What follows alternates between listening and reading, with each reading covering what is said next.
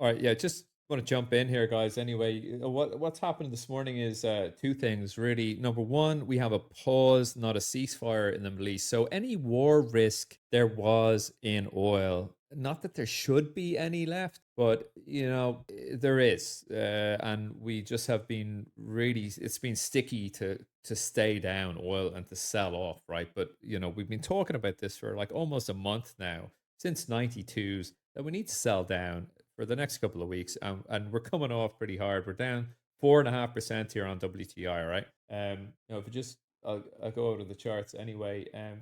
We're down because the war risk is gone, but more importantly, the slick dick Rick, international bad boy himself of oil, Pierre Andurand, has been talking this morning, saying that he doesn't. This is when it started. He come out and he said he does not see oil getting over 100 this year or next year. Okay, and then on the back of that as well, you're seeing that OPEC is planning to go ahead with their meeting for Sunday. Now the weekend is we're in flux here at the moment. Things are changing quite rapidly.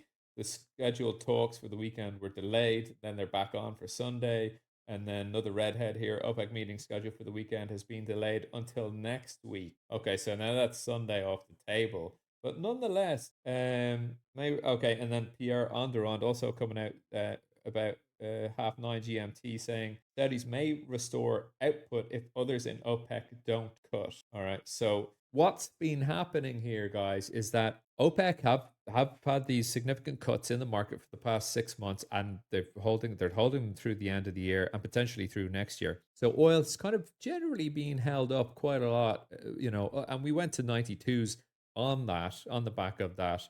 And also, then we had the invasion. Well, not the invasion, but the war in Israel and Palestine kick off. So fine, we bid up a little bit on that, but there was no real supply risk on that war unless Iran were going to get involved. Okay, and they didn't. And now the whole situation is dissipated. Iran aren't getting involved. Hezbollah aren't getting involved.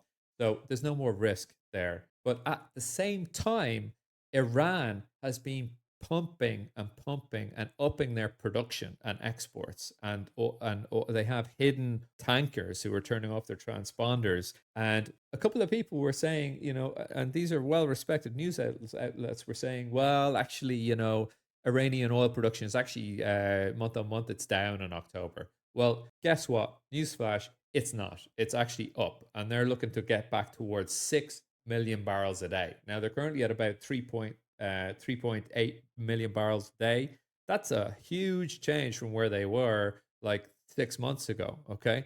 So this is why we're coming down on oil. And this is why we're not going to do $100 this year a barrel. Okay. Not unless that fundamentally changes that Iranian situation. But another thing to add to the downside, guys and girls, is that these OPEC cuts, guess what? The OPEC members haven't been paying attention. Okay.